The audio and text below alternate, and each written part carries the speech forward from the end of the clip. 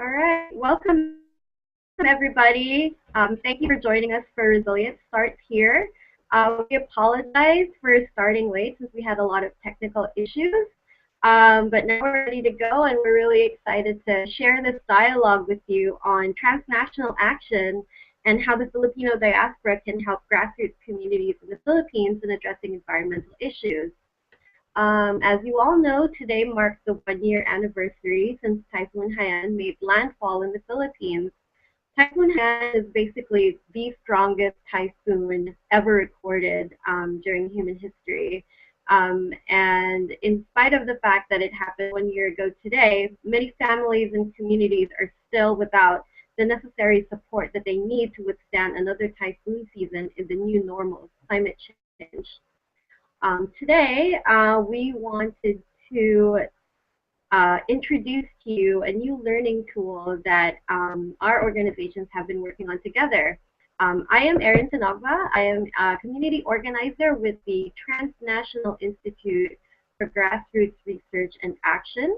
And today we also have friends here from Kaya Collaborative, who TIGRA has been working with very closely in developing this learning tool that we will be introducing to you today. We also have our friends from FACES, which is the Filipino American Coalition for Environmental Solidarity. So each of our panelists will be talking about their work in mobilizing the diaspora for transnational action. So just to introduce everybody today, so today we have Melissa Gibson. Melissa Gibson is Filipino-Canadian American. She is a director for TIGRA in the Philippines. She has an MA in geography from the University of Toronto and a BA in political science from Brooklyn College at the City University of New York. She has been an activist for immigrant rights since 2004 and is also a scholar of the solidarity economy. She's been working with TIGRA in New York City since 2009, where she helped pilot the Remit for Change program, and has been based here in the Philippines since 2011, doing work with TIGRA. Today we also have our friends from TIGRA in the U.S., where Leah Eslama is generation Filipino American and is based in TIGRA's headquarters in Oakland. Today we also have our friends from Kaya Collaborative. So this is Rexy Josh Dorado. Rexy is a 2014 graduate of Brown University and a proud member of the 1.5 generation Filipino diaspora. He is the founder of Kaya Collaborative, or Kaya Co, a social venture that works to inspire, educate, and mobilize Filipino diaspora youth, the global children of migration, as partners in locally led social change in the Philippines. Their fellowship program connects 10 to 15 young Filipino-American leaders every year to internships in Manila's social sector. Rexy also works as a human capital strategist for Ashoka, the world's largest support network for social entrepreneurship. And we also have Aldrich Lep. Aldrich is a second-generation Filipino-American from Hawaii and a 2014 graduate of Stanford University. He is basically one of the fellows of Kaya Co's inaugural year for their fellowship program, and he is now part of the Kaya team as a chief searcher and responsible for the organization's market research on Filipino-American college-age youth. He has also done research on climate change and water resource management issues. And finally, we have Marie Rose Brooks, who is the current board chair for FACES, or the Filipino-American Coalition for Environmental Solidarity, from UC Berkeley with an environmental science and arts degree, after having come up from a Filipino immigrant family working in the contaminated grape fields of Delano, California. She was exposed to the rich organizing history of Filipinos with the United Farm Workers, and immediately connected her background to the environmental justice movement as it was gaining momentum in the 1990s. For over 15 years, she has been committed to environmental justice grassroots vision as a student organizer, a student teacher of EJ classes at the University of California in Berkeley, co-chair and staff of the Southwest Network for Environmental and Economic Justice, and now a state organizing director of APEN, where she convenes the statewide Asian Pacific American Climate Coalition. Basically, these are our panelists for today. We invite using the little Q&A button here on the video that you're watching now, and then we will be giving time to answer these questions later today. All right, so we're going to get started. As we mentioned earlier, it's been 1 year since Typhoon Haiyan made landfall, and you know, we believe that many of you have been involved with different relief and recovery efforts, and so we're going to start our discussion about that. So I wanted to ask the panel, what are your impressions of the status of Haiyan-affected communities 1 year later? Let's start with Leo from TIGRA. Hello, good day, good afternoon, good evening, everyone. I could talk with our recent resiliency tour. We've sent it was a coalition of climate activists, second generation Filipino Americans, Kaya faces.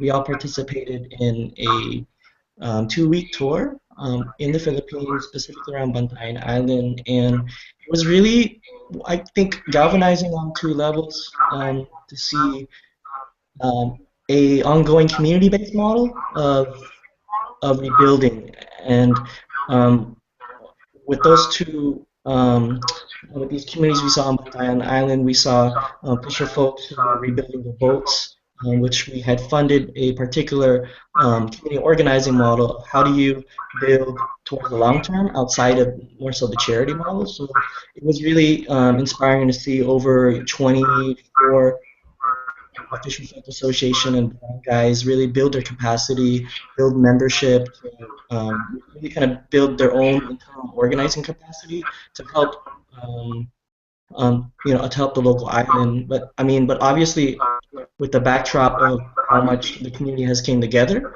it's also the backdrop of how how failed also disaster policies are going through. People are straight up still living in tents. Those tents that were given, from the charity organizations, they're made for like winter weather. It's like imagine being in 100-degree heat in Bantayan, and raising a family. So it's still a long way. I think it will take at least 5 to 10 years, for folks to build back. I think with what we're trying to do with Connect the Filipino Diaspora, with really initiatives on the ground, and how to help rebuild a more sustainable economy through a more community organizing lens is a powerful project that we're committed to seeing through.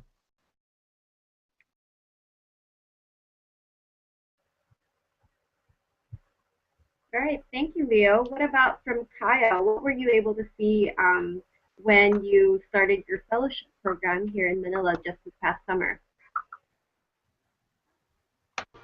Hi. Well, first of all, it's great to be here with an awesome group of transnational impact. I can hear I'm hear myself echoing. Okay. So I come from a place of having pretty little personal experience in the Eastern Visayas region. For the most part, it's been like in Manila and Dumaguete, so I can really only speak to like that perspective and to like the broader strokes perception of the situation from the Philam side. And so I think what a lot about that boils down to is just being generally unsure with this kind of frustration as well, with government inefficiency and mishandling, this notion that not enough has improved, and that that a lot of funding didn't go where it needed to go or where it was supposed to. As for me personally, I've been inspired by local leadership, the stories I've gotten to know of people who are organizing at the local level. And I think that, yeah, just like thinking of us in our position, I think we're in such a position to support these kind of stories, these leaders. But before that, we have to get to know and really listen first. And so that's the other thing that I'm in the midst of all this inspired by as well, are those stories on the transnational side of people and organizations who who've maintained their attention and kept on building those relationships. Things like Kapit Busy Kabataan Network, Stanford Positive, seen a lot of activity from up to now, and you guys at TIGRA as well. So.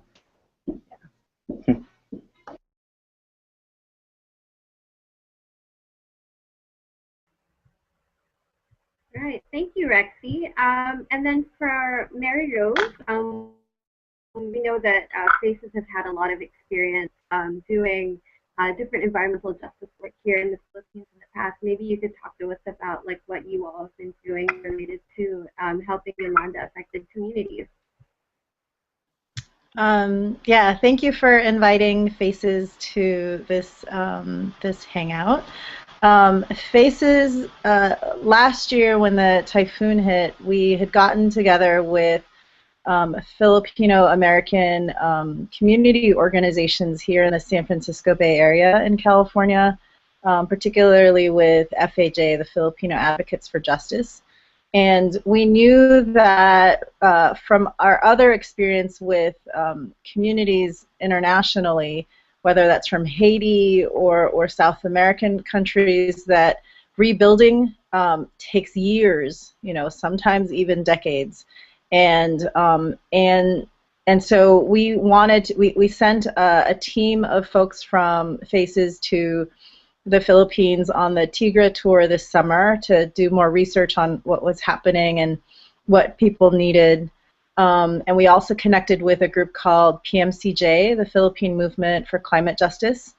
And with folks coming back and with our conversations with Filipino American groups, we also realized that not a lot of Filipinos or Filipino Americans know what climate change is, or how the Philippines are going to be continued to be threatened by climate change if we don't actually try to address the root causes of climate change as well. So FACES is in discussion with FAJ and PMCJ about a climate justice campaign that can be ongoing, so that we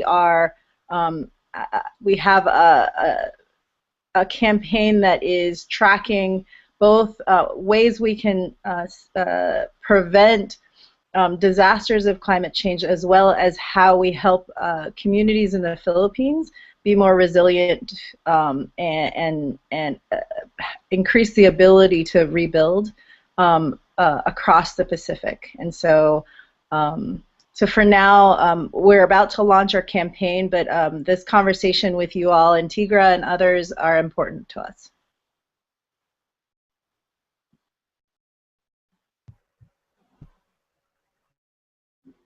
Thank you, Mary Rose, for sharing that. And finally, here in the Philippines, TIGRA has been doing some work on the ground as well. Melissa from TIGRA can tell us a little bit more about our work working with the communities here in the Visayas. Hello, everyone. Thanks for being on this call. So I guess from our perspective here in the Philippines, it's been a really crazy year, and I think for communities on the ground, there's still so much work to be done. Like many of us have already said, I think number one on people's minds at the ground level is really the housing situation. We've been hearing a lot about that also in the news, that there's only been a few hundred houses built for all the people who had their houses totally or partially damaged from the typhoon. So so that's at the ground level. A lot of people are still waiting for the calamity fund that was promised by the government, and there's been a lot of struggles on other levels too. I think the livelihood question is another big question. So, how do people rebuild their livelihood?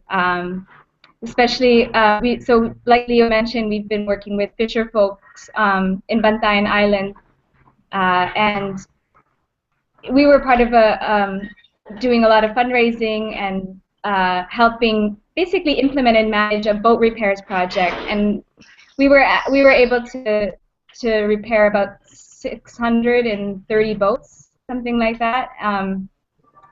But then at one point we realized that it's not just about going back to sea, but it also needs to sort of take into consideration the impact of the typhoon on the sea and sort of longer standing issues about coastal resource management, so that fisher folk livelihood is really as robust as it could be, especially for small scale fishers, so people who are really fishing on a day-to-day basis for sustenance. So we've started to do a lot of work in terms of sort of environmental rehabilitation, and then actually what we're about to launch is a sort of a women's project, a women's empowerment project that can try to tackle the livelihood issue from a longer term perspective. So I think livelihood and housing are the ways that you really see struggle. I mean, you read a lot about coconut farmers in Leyte and Samar, all the coconut crop that was lost from the typhoon. So these are the long-term challenges that I think somehow we need to be aware of, that it's not only about food tax, but that there are these longer-term issues. And then, of course, the whole idea about climate change to begin with, and those root causes, like Mary Rose also mentioned. So, yeah, I think that's my contribution.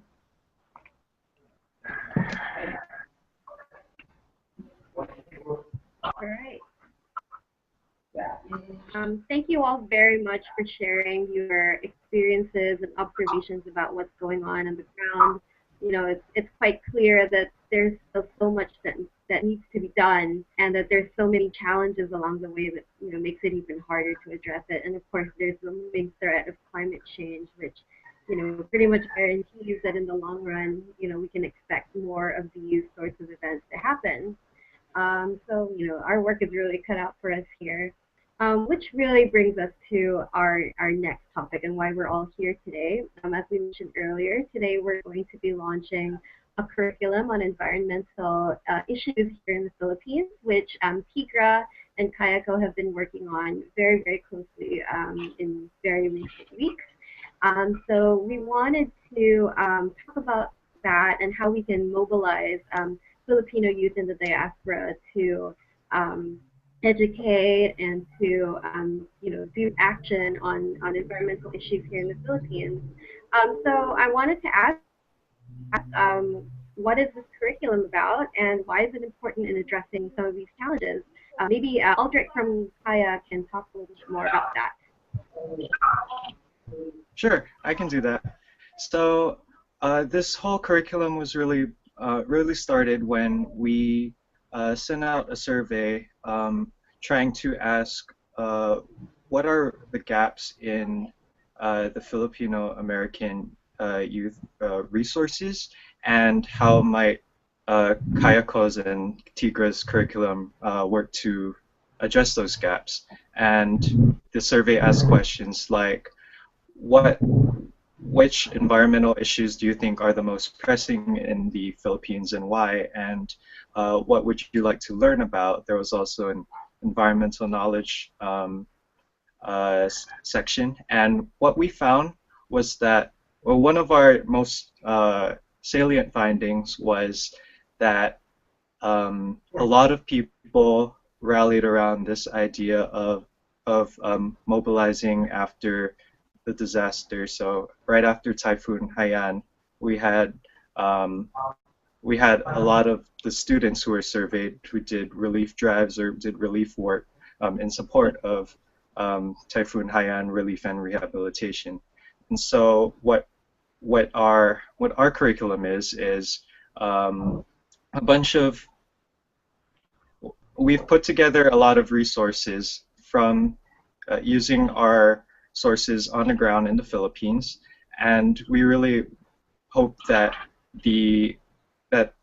coming from TIGRA and Kaya Co, that this would serve as a more credible source than just going on Google and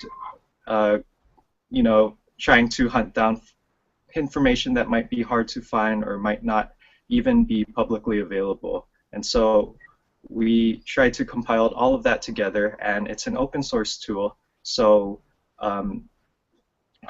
students can download it and adapt it to however they think their curriculum or their workshop is going to go. And if Rexy or if Aaron, could you share that link with all our viewers today to see if where we can download this curriculum and access all the online supplementary materials. And this module is really the first of our curricula, and because we believe there's a need for better and more information. So keep a lookout for future models that'll be released.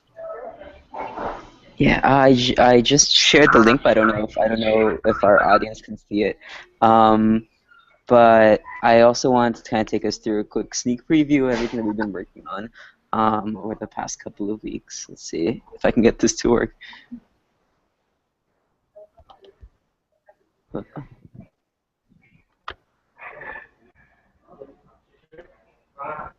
Okay, can everyone see my screen? Yeah. That is Melissa. Cool. So let's preview. So this is kind of keeping in mind everything that Audrey just discussed in terms of your context and the purpose of this. We really created this this curriculum to be an offering of different discussion frameworks and methodologies and like material to go alongside that to guide people through this process and through this reflection and like coming out of this action. So the general structure of this is first starting with like reflection and introductions and getting to think back at a year ago after a typhoon, how people responded, getting to know the bigger context around all of this in terms of science, in terms of politics and economics, diving into some local stories of response and resilience, and also yeah, just generally what happens at the local level when a typhoon strikes.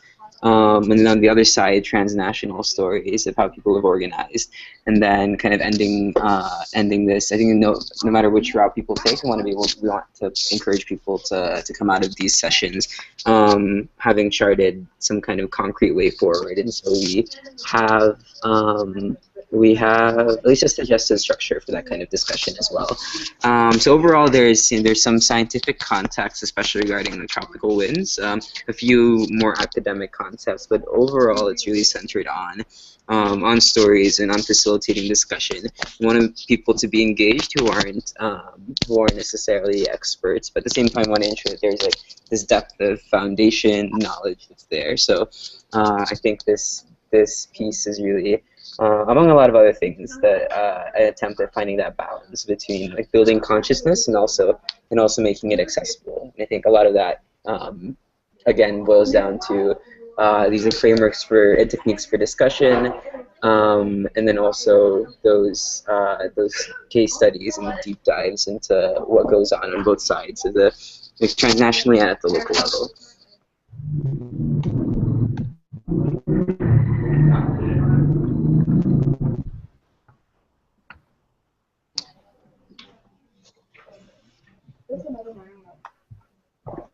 Thank you, Rexy and Audrey, for sharing the curriculum with us. It looks like a really, really exciting tool, and we hope that everybody will take a look at it. We've actually shared links where you can download the module today. Just click on the links and link it as a PDF file. So Rexy mentioned earlier that case studies are included in the module. Do you have any examples that you can share with us? Maybe Melissa can talk about that. Okay. So I guess everybody's seen the module. We also will have like a pretty full folder of different tools, other charts, and different vignettes. To give people a sense, we also made a map of 3 typhoons that hit the Philippines in recent years, and sort of the impact and pathway of those events. But I guess going back to the case study format, we have a section that's called Vulnerability and Resilience, where we're trying to get people to really talk about not just how the Philippines is vulnerable or how the Philippines is resilient, but going into sort of the why of those things, because I think people always say, "Oh, the Filipinos are so resilient," and a lot of people feel offended by that because, you know, we still are. It's not like we bounce back. In Haiyan, at least 7,000 people really died. So I think that we wanted to just sort of trouble those issues and talk about why the Philippines is vulnerable, and if it's resilient, why. So I'm going to read one of the vignettes. It's not so long, and then hopefully we can talk about the different themes. Okay, so one of the main issues in disaster response and long-term recovery is making decisions about what areas are safe and unsafe. 1 year after Typhoon Yolanda, survivors still struggle to find appropriate and safe shelter. Out of the 14,500 households that have been promised permanent housing, only 400 have been successfully built for survivors in Tacloban. Many affected families remain situated in danger zones, some residing in tents and makeshift dwellings. In the months after Yolanda, the national government started trying to implement a no-dwell zone within 40 meters from the sea. While the implementation and feasibility of this policy has been questioned by grassroots groups because no consultation, by scientists and planners, so topography matters, no generalization, and also by local government leaders, including the mayor of Tacloban, the policy has still managed to stall the provision of housing to affected families. There are many donors for housing, but most are not willing to fund a permanent house with insecure tenure. Resettlement is expensive and a logistical challenge, often requiring the local government to buy land from private sellers. It is also notoriously unpopular, as it has very rarely been successful in the Philippine context. In Cagayan de Oro City, nearly 4 years after Typhoon Sendong in 2011, of the 5,700 houses built so far for affected families, 1,800 remain uninhabited due to a lack of electricity and water supply and sewage, as well as a lack of transportation and livelihood options.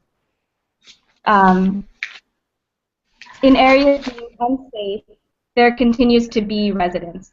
Coastal residents, many of whom are small-scale fishers, are unwilling to move far from their livelihoods, dependent on access to the sea. In New Bataan Compostela Valley, also affected by Typhoon Sendong, the area designated for resettlement has, since Yolanda, been declared a no-build zone, and thus the process of finding safe areas will need to begin again. So that's an example of a short case study that people then can unpack by using some guide questions that we've also put together in the module. So.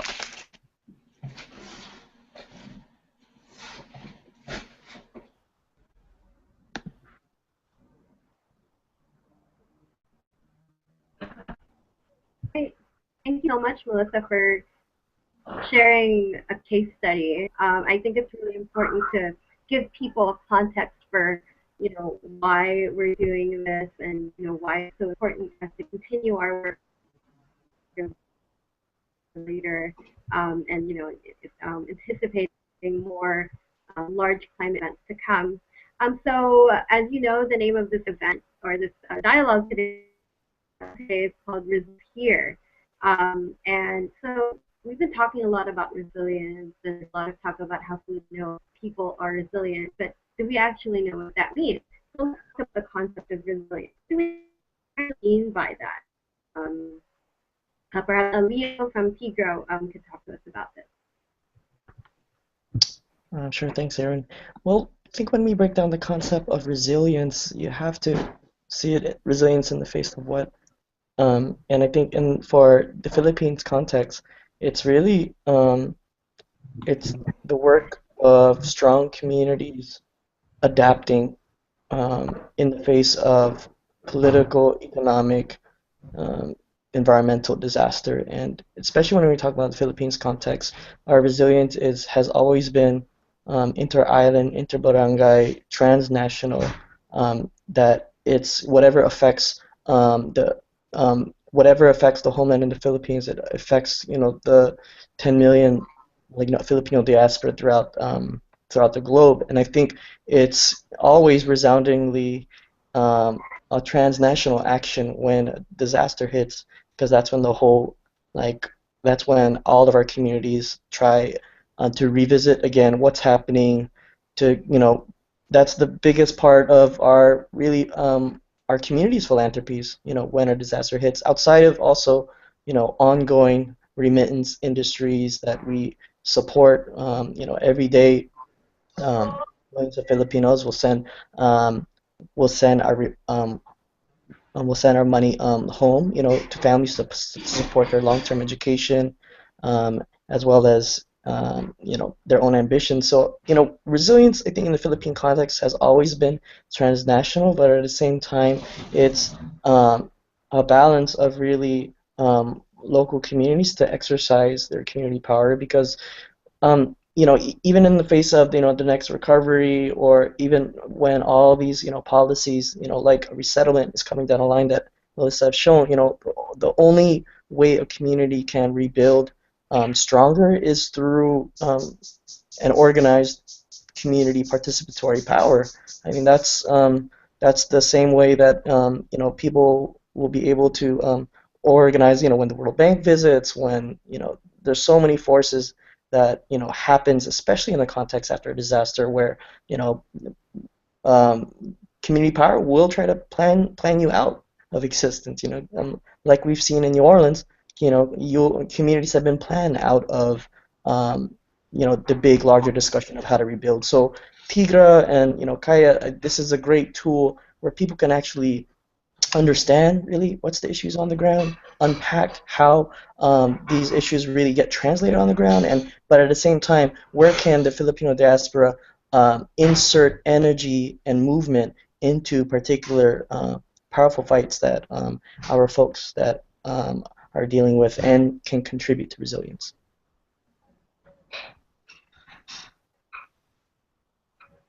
Yeah. Great, thank you. Mario, do you want to add to what Leo said? Yeah, I mean, I guess I just wanted to echo that idea that I think a lot of the resilience that we have yet to see will come from the participatory process. Because I think, like going back to sort of the case study that I just read, and our experience as TIGRA in Bantayan Island, like for example, the fisherfolk communities are really on the front line of the issue. And there needs to be solutions that involve them and that take into consideration their needs. So that would be access to the beach, areas for post-harvest facilities, boat where they can dock their boats, they can dry their fish, and I think those are the things that we want. We want to see a concrete sort of planning and policy that reflects those frontline communities. And I think one other thing is that the curriculum is not all about bad case studies. Some of it is also sort of moments of inspiration. There's a one about the community in Camotes Island, and one of the ways that they've been able to build resilience is by organizing at a very local level out of a purok system. So it's a purok is sort of a lower level political unit, smaller than the barangay. It can be like 50 families working together to do many things, but many of the puroks in Camotes Island have a disaster sort of risk reduction and management committee, and they have different tasks for keeping their community safe. The one that we visited was making these banyo na bato, so trying to implement a sort of small-scale evacuation center just beside the house made of stone, which is their bathroom. So I think those are sort of low-tech and ground-level solutions that people need to see, and I think the transnational action component can come in and scale up those solutions and say, that's working at the ground level, how can we make that more possible for many other communities? So I guess that's, maybe that helps. I don't know if it's the definition of resilience, but I think as an example of what we mean by resilience.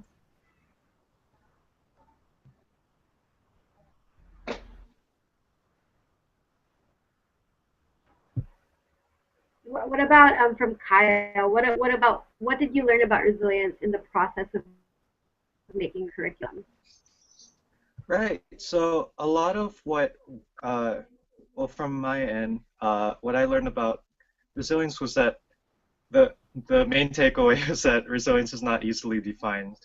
Like words such as sustainability, resilience, it can mean something different to a lot of different people, and I think that was one of the challenges in putting together this curriculum, kind of guiding um, guiding the people who would take this curriculum and on that art to try to wrap together what resilience really means and have these participants really question Like how 20 we can minutes build that resilience there, or you from can come. I'll from be done. countries not in the Philippines. Okay, So fine.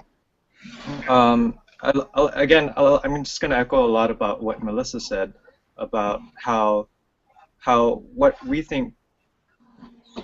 I think resilience really is just identifying those locally led initiatives in the Philippines and really trying to identify ways that transnational actors, such as those in the U.S., can support with the access of resources that we have here, and just really champion that issue alongside them.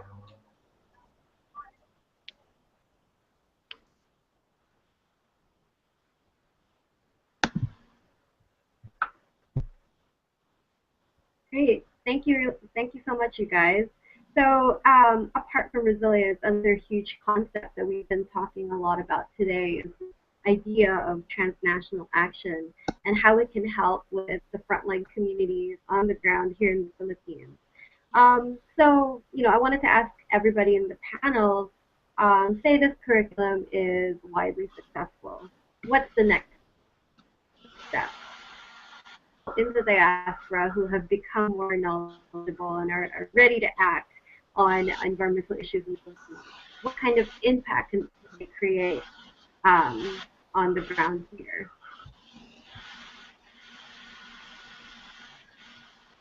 Can I chime in? Go for it. For FACES and us being based here in California in the United States, the belly of the beast,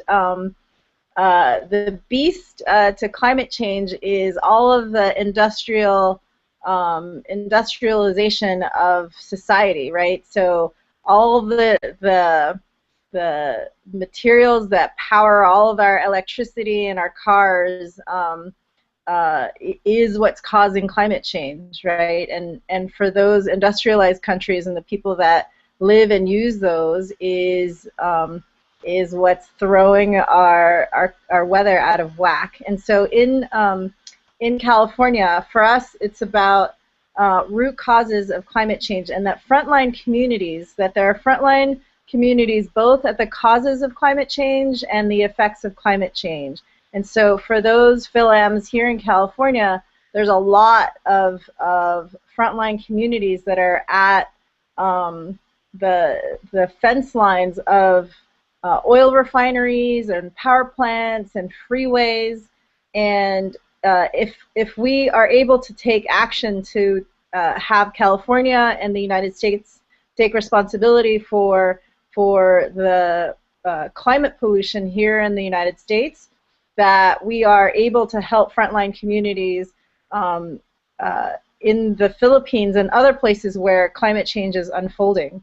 And so transnational action for us is about holding our industrialized country or our industrialized state responsible for and accountable for reducing its emissions. Often the United States is a blocking factor in the United Nations negotiations for addressing and solving climate change. And so I think if we can get our elected officials and representatives of government from the United States to be more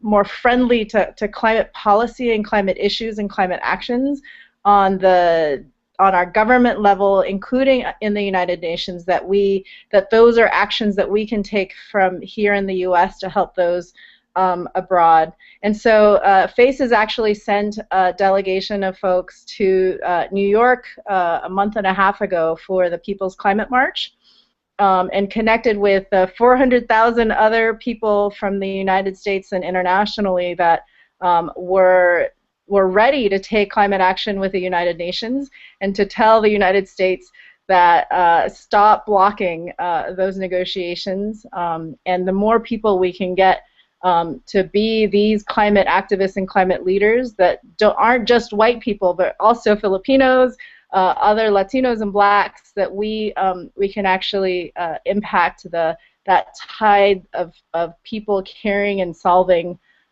climate change from here in the United States.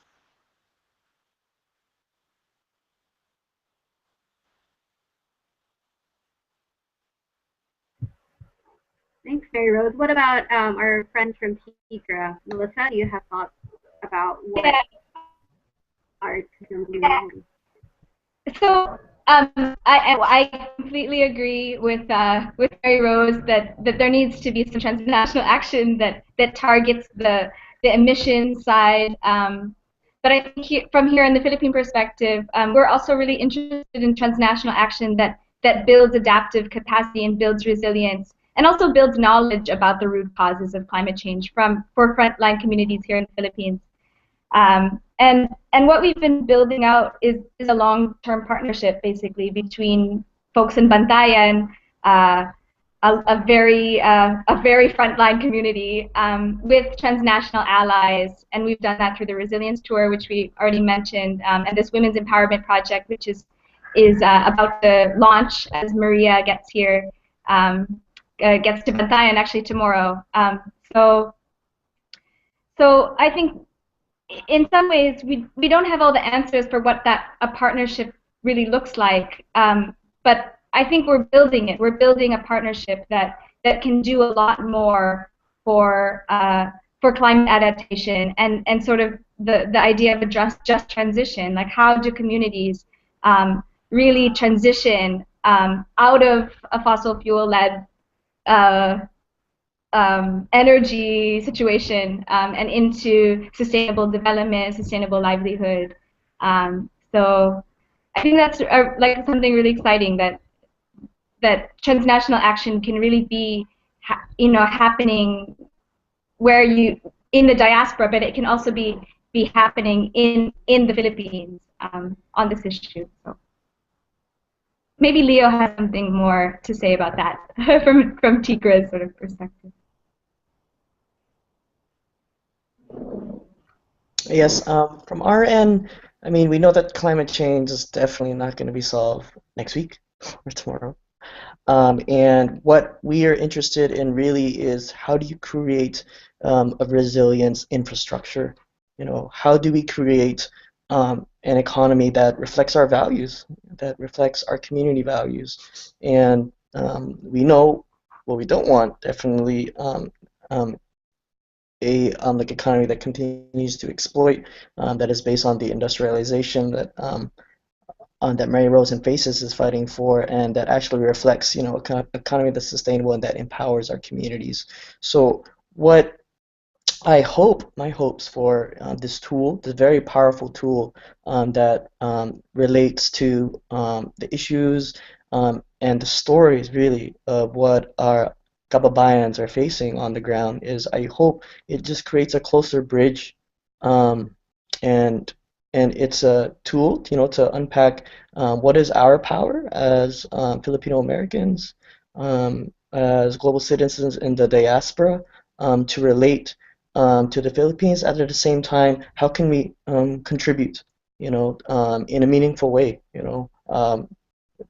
I hope this curriculum is a bridge, towards, people wanting to understand the Philippines more, visiting the Philippines, and at the same time, concretely supporting um, the issues that are on the ground now. I mean, it's seeing the media now. It's like 1 year after Haiyan, we don't see it as as in the front of people's minds as it is in the U.S. press. I'm not sure how the Philippines is covering it, but I really think the next kind of marker of how much the world will take notice when they come when they talk about the typhoon is really when the Pope comes in January, and I hope that we could work with Kaya and all of our allies to what do we do when the political moment and the world again will revisit what is happening in Haiyan, and how could we continue to support these communities. So definitely interested in seeing how these conversations goes. I mean, in one campus, y'all could. I mean, that's how we built those boats, was through grassroots fundraising campaigns, and the need is still there. So I hope that the curriculum could be tied to actual actions and pledges to actually support the women's empowerment project, support these like local, very powerful um, organizing efforts that is happening, and it can create a really whole different movement of how we relate to the Philippines.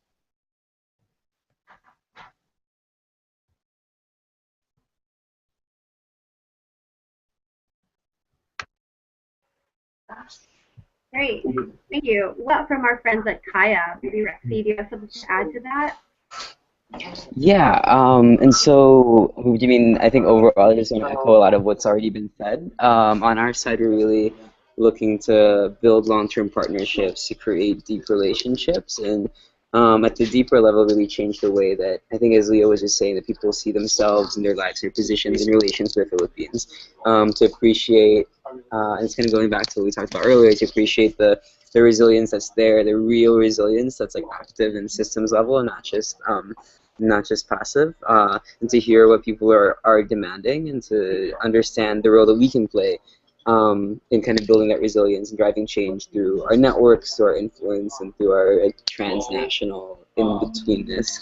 And so what we're doing at Kaya, like through this curriculum, through these partnerships, is really trying different ways to make that idea and that notion go like trying to figure out how to make that go viral through like, experiences, through education, through storytelling, and by the nature of how networked and connected our diaspora is.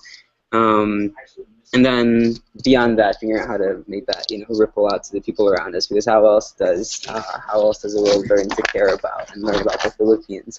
It's and somebody said earlier that we're in the belly of the beast, and we have like decision makers in our earshot and resources at our hands. So how can we bring these to support effective efforts at home and make what Melissa was saying, just like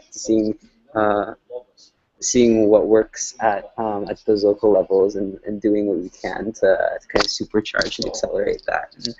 And I think a lot of it is just like building towards that definition of resilience, that definition of solidarity. That's is what we're about.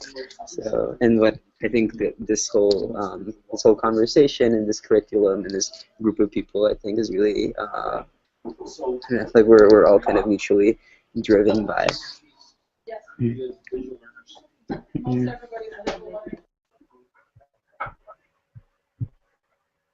All right, thanks everyone. Again, you can submit questions using the Q&A app here in the video that you're watching, and we are going to ask our panelists answers for you. just to begin, I wanted to ask the panel, what do you think that long-term transnational partnerships might look like? And if there are any examples from history that can set a precedent for future transnational partnerships. Maybe we can talk to Mary Rose about the experience that FACES has had with past campaigns and past transnational partnerships. Sure. I'm going to give two examples from FACES transnational campaigns. Our earliest campaign was around U.S. bases cleanup, and so that was a government target that we wanted to make sure was accountable to what was happening in the Philippines. The other is a corporate accountability campaign with the Chevron Corporation. So the first one around the government accountability. So our U.S. bases cleanup campaign involved coordination from the Philippines and Filipino Americans, particularly folks who had legal and health backgrounds in the U.S. who could wage campaigns in Washington, D.C., as well as coordination with local folks in the Philippines that were actually doing cleanup. So that's one example. Another one is there's a huge oil depot in Pandacan in Manila, and to try to and the Chevron Corporation, also called, I believe, is it Texaco? Chevron Texaco there in the Philippines is a partner in that giant oil depot in the Philippines and all of those storage tanks of oil. And the Chevron World Headquarters is actually here in the Bay Area of the San Francisco Bay Area in California. And so we knew that we could actually go to shareholders meetings here in our backyard to influence how they made decisions worldwide. And our strategy was to put pressure on Chevron here, and we actually were part of an international network called the True Cost of Chevron Network that that connected with campaigns in Nigeria, Ecuador, the U.S., and other parts of the world that were taking on Chevron's operations internationally. And so so wanted to give those two examples of international solidarity actions.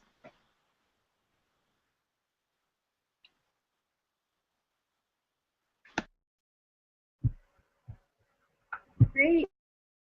Thank you so much for sharing. And then for the whole panel, I guess our audience really wants to know, what are the next steps? What happens after we ask people to download this curriculum? This territory. Yeah, so I think one of the links that's showcased. One of the links that's on the showcase for this hangout is the causes page, which has a few next steps on how to take this curriculum from this PDF and these Google Drive folders into actual conversations. I think we at Kaya we'll send some contact information as well to everybody who's here to figure out how to do that.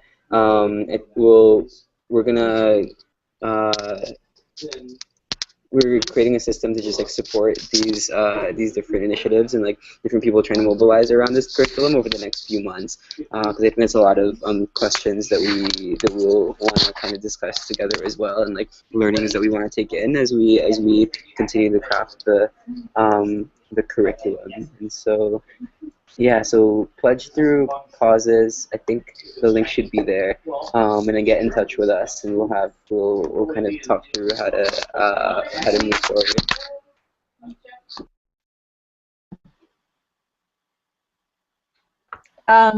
For FACES, what's next is we're actually going to launch our climate justice campaign with Filipino Advocates for Justice. We're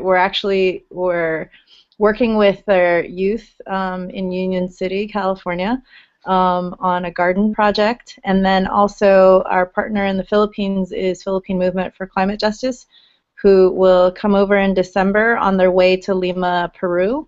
every year the United Nations Climate Summit happens in early December, and so PMCJ is headed over there for to make sure and to try to infuse climate justice more in the United Nations negotiations, and so we will be supporting their trip to Lima, Peru, and then which is on the road to next year's climate summit. UN's climate summit is in Paris, France, and they hope to make They hope to actually have an agreement come out of France, and so this next year is going to be important in trying to cobble together what we think the United Nations should actually put in those agreements. So we will be, those are the actions and campaign development that we will be part of.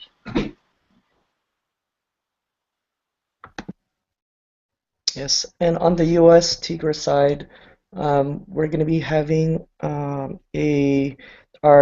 fundraiser for the end of the year. It's called Our Right to Stay. It's going to profile the upcoming projects. We have our TIGRA, which also highlights the Bantayan Women's Empowerment Project. And what we're also doing is, that's going to be hopefully our launch of another round of grassroots fundraising campaigns to support women's empowerment projects. So our hope is that we actually can work on making sure that there's seed money for one, because we are really creating the stuff as we go as far as the organizing efforts, that's happening in Bantayan Island. So we hope that there's infrastructure that we could continue to support, such as the organizing there, but at the same time, we really hope that we are able to generate funds that we could actually support what the women want to create, with the network over there. So definitely interested in, figuring out how we all can work together, towards supporting that fundraising campaign.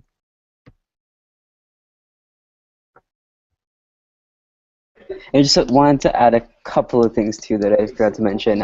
One is just that this module is in constant development, and so in terms of feedback, ideas, and also resources that you might have that will be valuable to include in that, definitely get in touch with any of us on this team.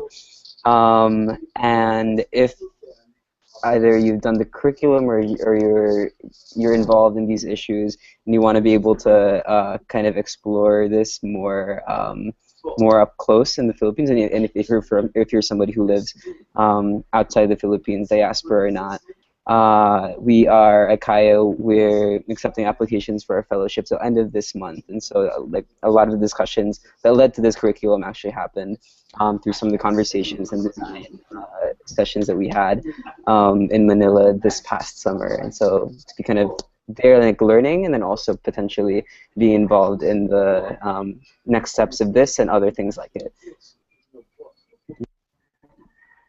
And I also hope there's I want to add that as we roll out the curriculum, it's going to be really fascinating, really, to see how our folks, take and learn and implement it. And I think one of the main hooks of how do we drive people towards the curriculum, and it needs to happen in the context, again, I think of Haiyan and the disaster. So if there's any way that we can work together to see how that strategy will roll out, and yeah, I'd love to explore that with Kaya more.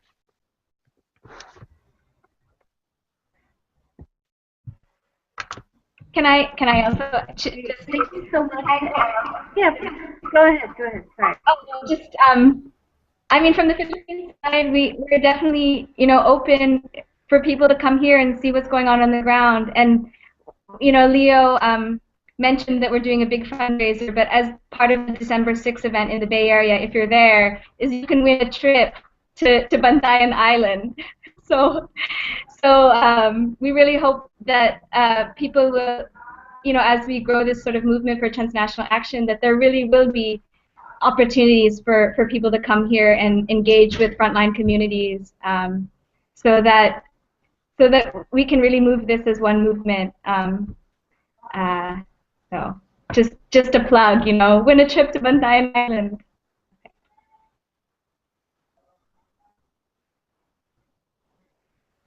Okay. thank you so much to all of our panelists today from TIGRA, from Kaya Co, and from Faces. We're tuning in from pretty much everywhere in the world, which really shows who the community is. If you want to learn more about our separate organizations, to download the curriculum, please visit us on Facebook and on Twitter, as well as online. You can visit TIGRA at facebook.com/TIGRA Connect, and as well as our Philippines page, which is at Kapwa with KAPWA and then Island. So that's on Facebook and Twitter. For Kaya, you can just look up facebook.com/Kaya Co. And then on Twitter, it's twitter.com/collab. And Facebook is also on social media, I believe. Is that correct, Mary Rose?